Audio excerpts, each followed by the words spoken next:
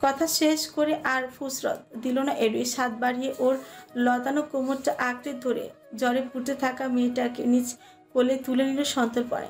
ঈশাকে কোলে তুলে এরিস দাঁড়িয়ে পড়তে আবারও কয়েকটা এলোমেলো চুল এসে আছড়ে পড়লো ঈশানীর চোখে মুখে। এরিস কি ভেবে যেন এবার মুখের সাজে ফু দিল, চুলগুলো জায়গা থেকে সরালো। অতঃপর ইস্যু সমেত বেসমেন্ট ছেড়ে বেরিয়ে যেতে যেতেই ঈশানীর পরিশ্রান্ত ফ্যাকাশে মুখের পানে ছোট বাঁকে হাসকির স্বরে পিড়পিড়ালো।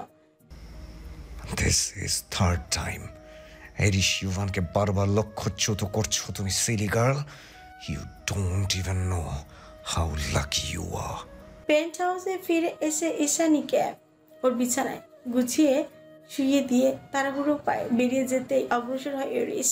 ঠিক তখনই জ্বরের ঘোরে বুধ হয়ে থাকা অবচেতন ঈশানী টেনে ধরে এরিসের কোনো আঙ্গুল। হঠাৎ আঙ্গুলের ফাঁসে নরম হাতের পিছু টানে ভ্রু কুঞ্চিত করে ঘাড় ঘোরালো এরিস।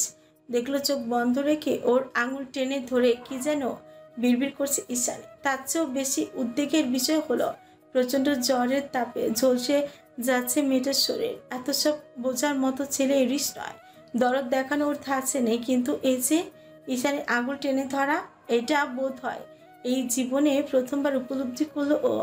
একটা নরম তুলতুলে কচি হাত ওর শুষ্ক খড়খড়ে আঙুলটা নিজের অজান্তে শক্ত করে আঁকড়ে ধরে আছে।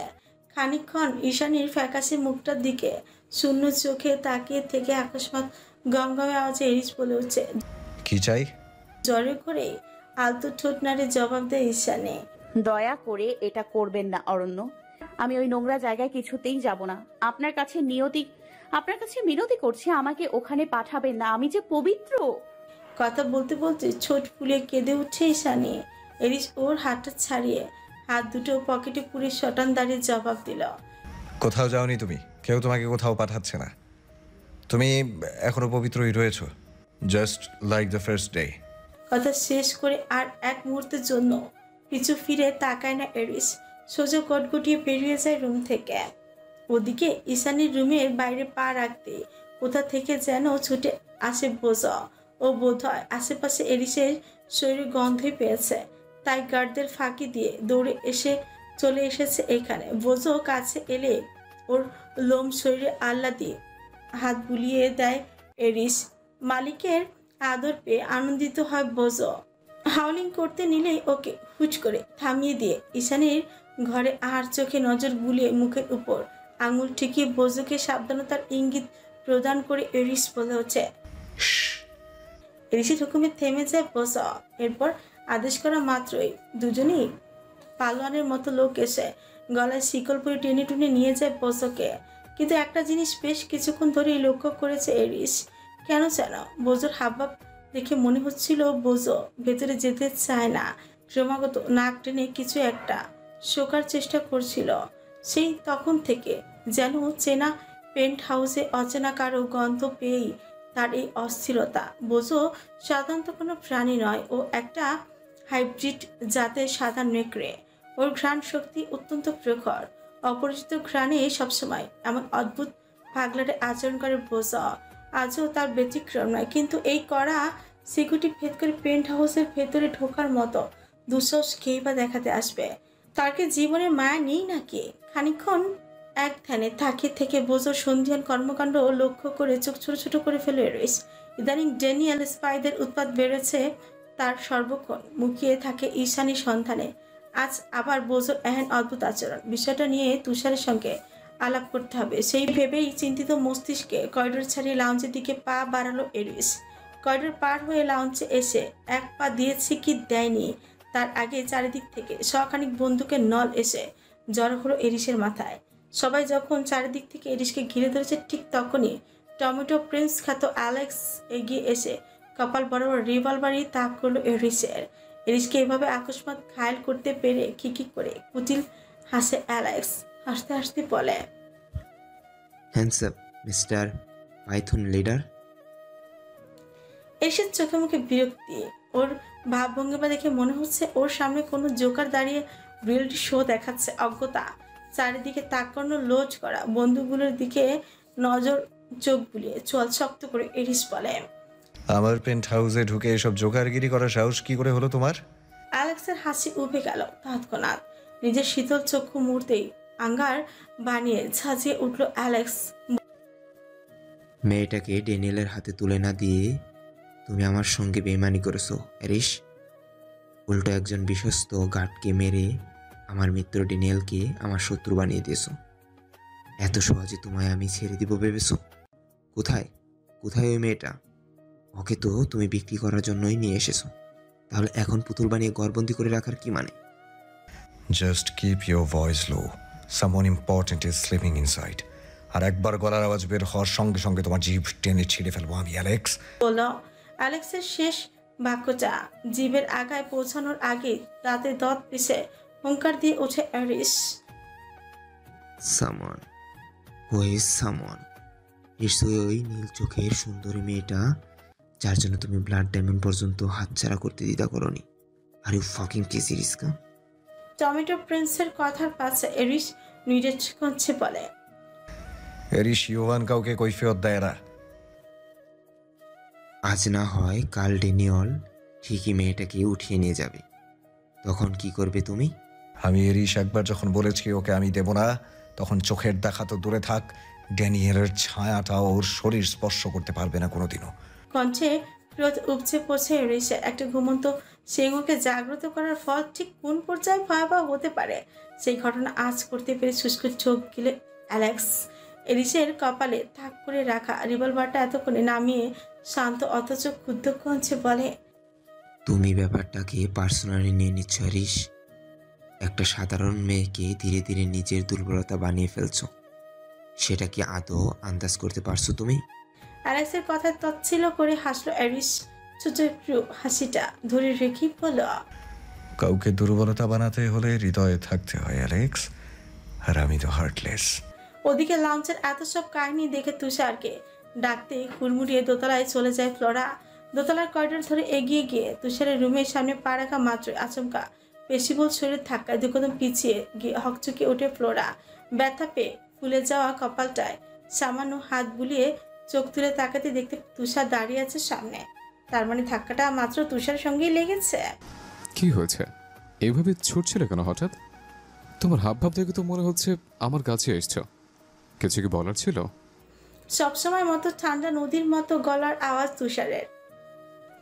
তার শান্ত সাবলীল রূপ দেখে কে বলবে এই লোকটা একজন গ্যাংস্টার?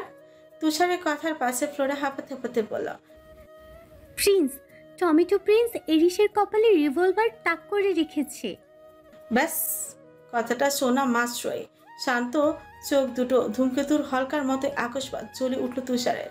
তৎক্ষণাৎ এদিক ওদিক ঘাড় ফুটিয়ে হাতে রিভলভারটা লোড করতে করতে লঞ্চের দিকে এগিয়ে গেল তুষার। নিঃশব্দে এগিয়ে গিয়ে একেবারে আচমকায় বন্দুক নিয়ে ঠেকালো অ্যালেক্সের ঘাড়ের মাঝখানে। ওর মুভমেন্টগুলো এতই দ্রুত আর প্রফেশনাল ছিল যে সবটা কেমন চোখের পলকেই হয়ে গেল। অ্যালেক্সের গার্ডসরা চোখের সামনে ছিল, অথচ তারাও এই মুহূর্তে বিস্ময় কিংকর্তব্য বিমূঢ়। Hands up! এই পেন্ট হাউসে দাঁড়িয়ে পাইথন লিডারের কপালে রিভলভার তাক করে দুঃসাহস দেখানোর অপরাধে আপনার মস্তিষ্কটাই মুহূর্তে ঝাঁঝরা করে দেব আমি, অ্যালেক্স। তুষারের ক্ষিপ্ততা দেখে ভয়ে অ্যালেক্সের শরীরে রক্ত ঠান্ডা হয়ে যাওয়ার উপক্রম। ও শঙ্কিত কণ্ঠে এরিসকে জেগে উঠল তৎক্ষণাৎ। অ্যালেক্স, হে রিস্কা, হেল্প মি। আমি তো শুধু তোমাকে ওয়ান করতে এসেছিলাম, ব্যাস এতটুকুই। কথার পাশে এরিস কিছু বলবে তার আগে ছুলুটুলু লাউঞ্চে এসে হাজির হয় ঈশানী। ঈশানীর আগমন টের পেয়ে ওর দিকে রক্তচক্ষু নিক্ষেপ করে এরিস। ওদিকে এরিসের এহেন চাহনিতে ভরকে গিয়ে আস্তে করে ফ্লোরার আড়ালে গিয়ে দাঁড়িয়ে পড়ে ঈশানী। আড়াল থেকেই ফুলা ফুলা নীল চোখ জোড়া বের করে উকি দেয় সামনের দিকে। ঈশানী উকি দিলে অ্যালেক্সে ওর চোখে চোখ রেখে কৌতূহলী কণ্ঠে ভিড় করে বলে, এত ইনোসেন্ট কি করে সম্ভব? এই মেয়েটা এরিসের কাছে কি করেই বা সুরক্ষিত রয়েছে এতগুলো দিন?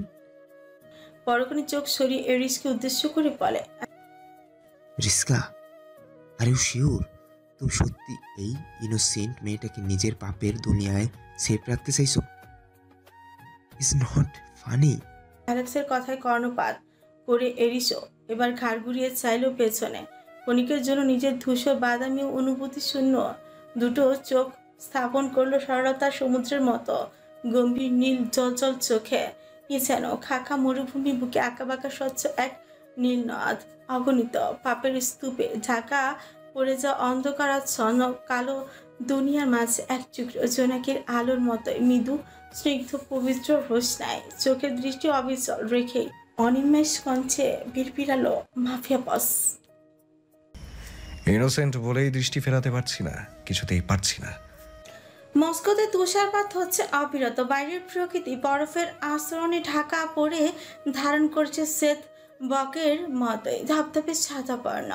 প্রচণ্ড ঠান্ডায় জনজীবন ব্যাহত হওয়ার উপক্রম, অথচ বছরের এই সময়গুলোতে মাফিয়ারা থাকে সবচেয়ে বেশি সক্রিয়। মাফিয়াদের আন্ডারগ্রাউন্ড ক্লাবগুলোতে চলতে থাকে ড্রাগস আর অস্ত্রের রমরমা ব্যবসা।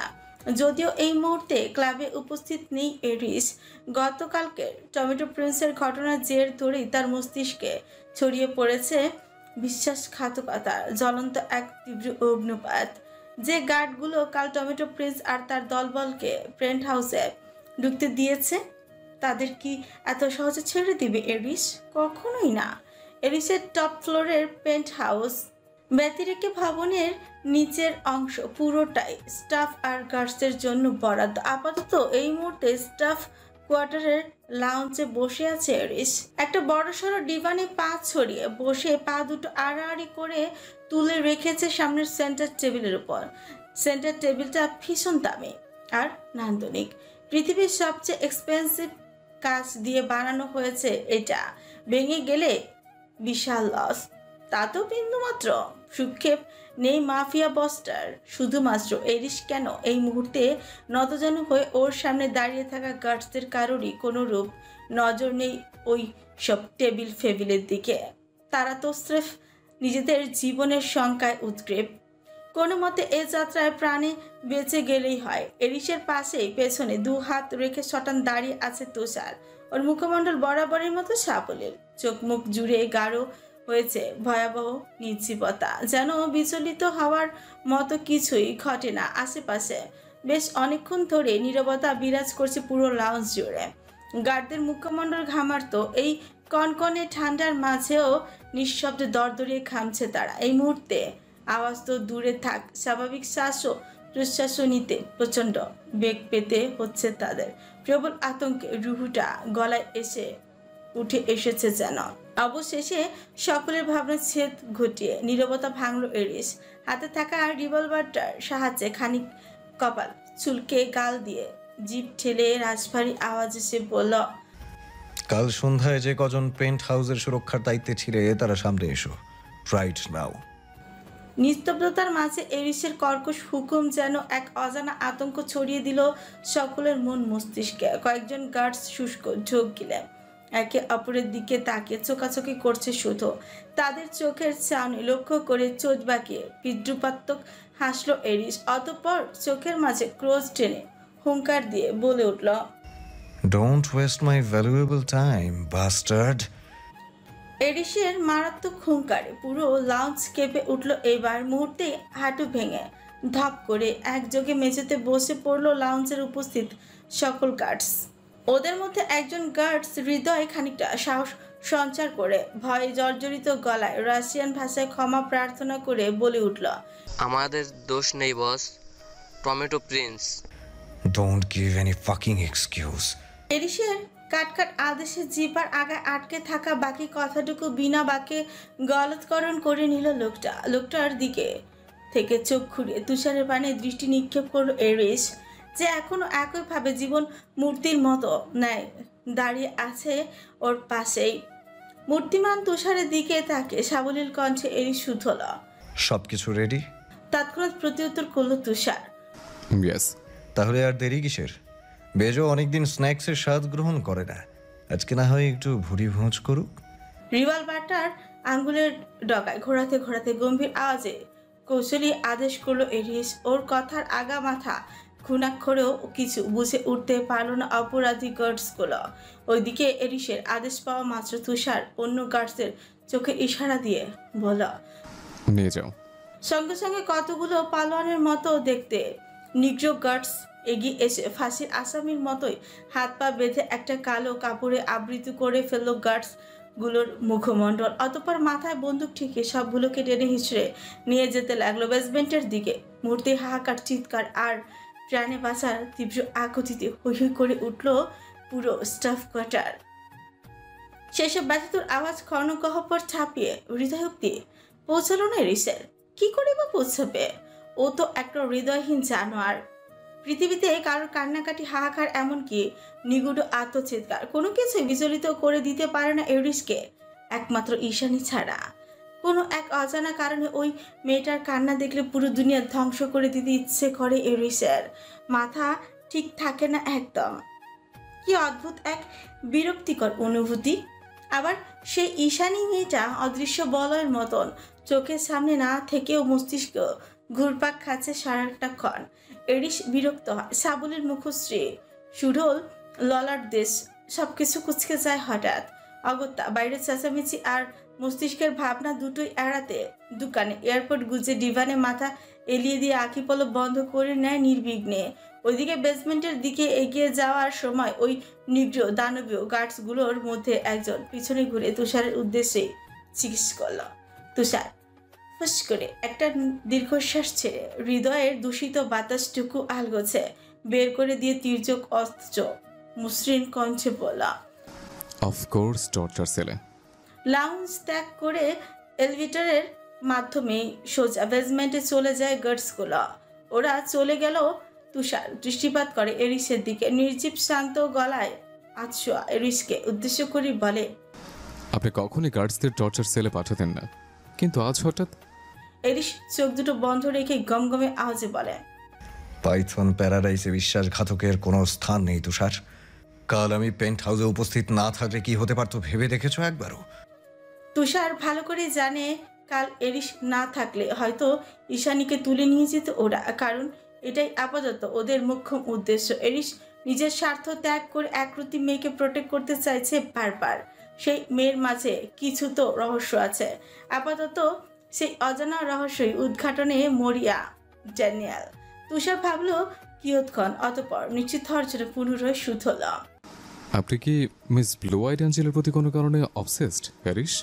তুষারে করা সুস্পষ্ট প্রশ্নটা বিষাক্ত তীরের ফলার মতোই এরিসের মস্তিষ্কে গিয়ে বিঁধল। হঠাৎ উৎসট করে উঠে দাঁড়ালো ডিভান ছেড়ে।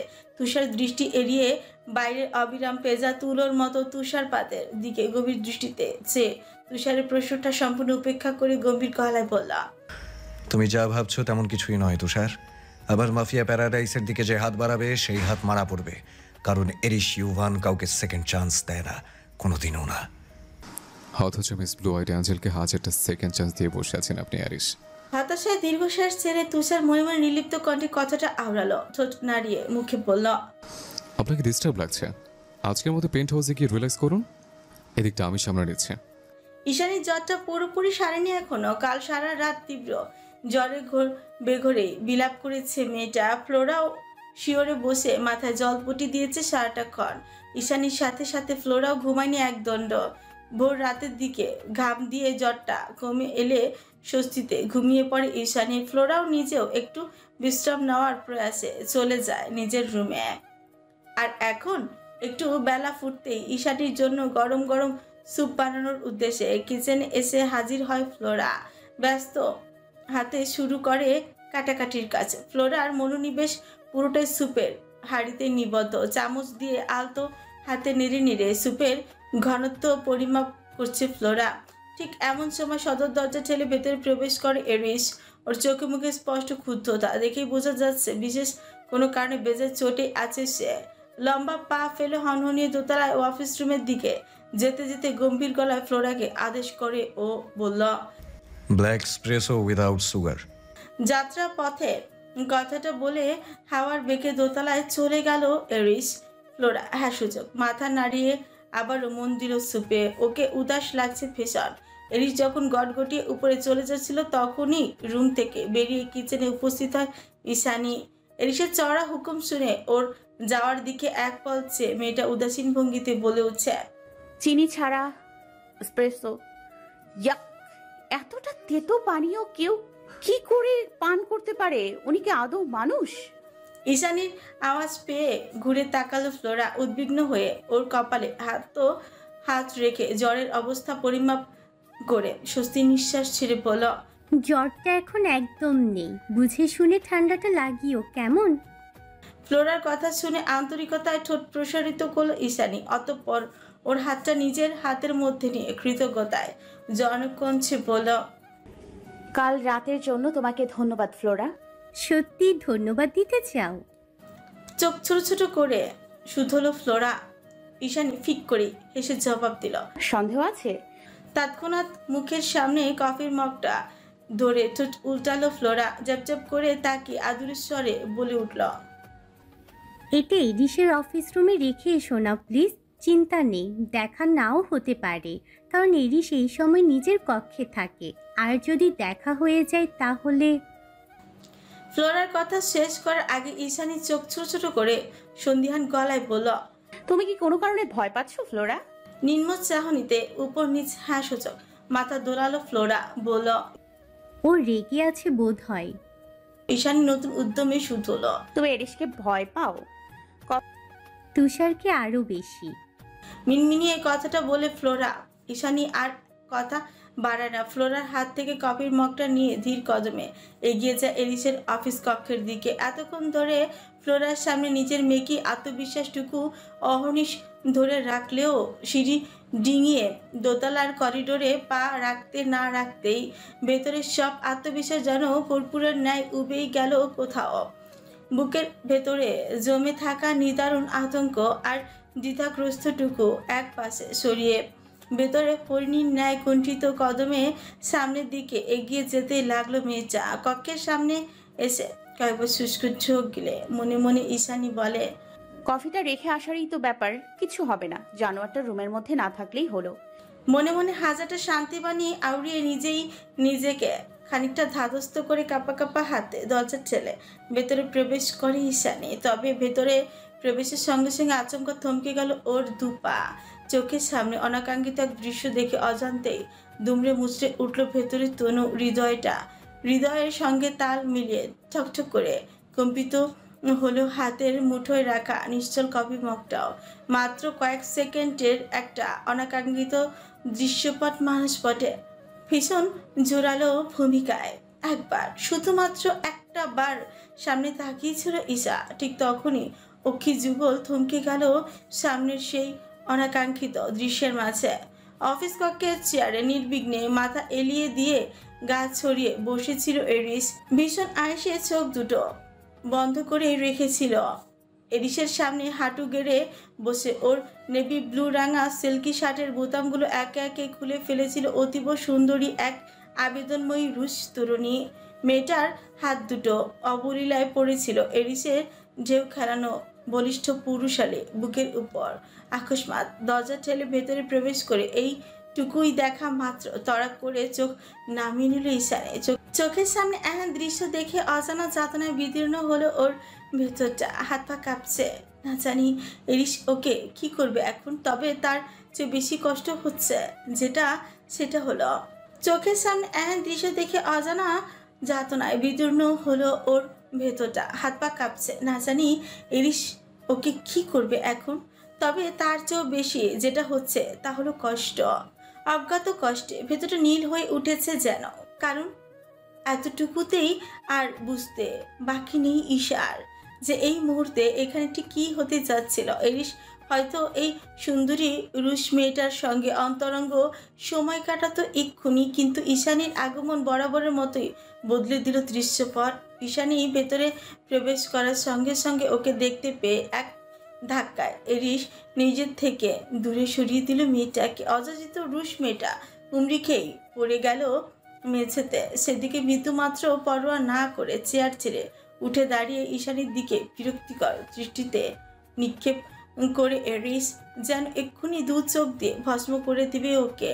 তবে ঈশানী আর দাঁড়ায় না এক মুহূর্ত। কোনো মতে কাপা হস্তে ক্যাবিনেটের উপর মগটা রেখে দৌড়ে বেরিয়ে যায় অফিস রুম থেকে। ঈশানী চলে গিয়েছে সেই কখন। এখনো করিডোরের দিকে নিশ্চল নয়নে চেয়ে আছে এরিস। মূলত এরিসকে একটু মি টাইম দেওয়ার জন্যই উদ্দেশ্যে তুষারি পাঠিয়েছিল সুন্দরী এই রুশ মেয়েটাকে। কিন্তু ঈশানীর ওই নীল জলরাশির মতো চোখ দুটো দেখার সঙ্গে সঙ্গে মস্তিষ্ক এলোমেলো হয়ে গেল এরিসে। অহেতুক রাগ হতে লাগলো রুশ মেয়েটার উপর।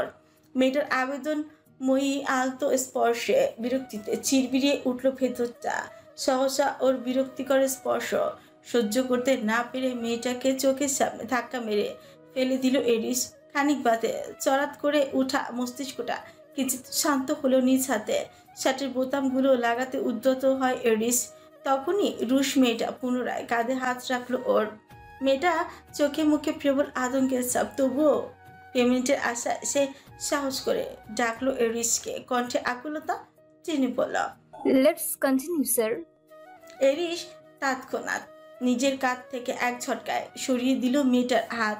দু আঙুল কপালে স্লাইড করতে করতে ঘমঘমে স্বরে বলল, গেট লস্ট। এরিসের কথায় চলে গেল না মেয়েটা, বরং ওর শরীরে হাত দেওয়ার জন্য উদ্যত হলো পুনরায়।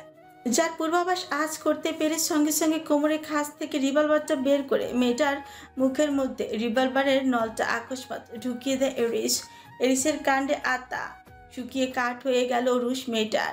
ভয়ের চোটে চোখ দুটো বেরিয়ে আসতে চাইলেও কোটর ছাড়িয়ে মৃত্যুভয়ে জর্জরিত হয়ে মেয়েটা হাউমাউ করে কেঁদেছে।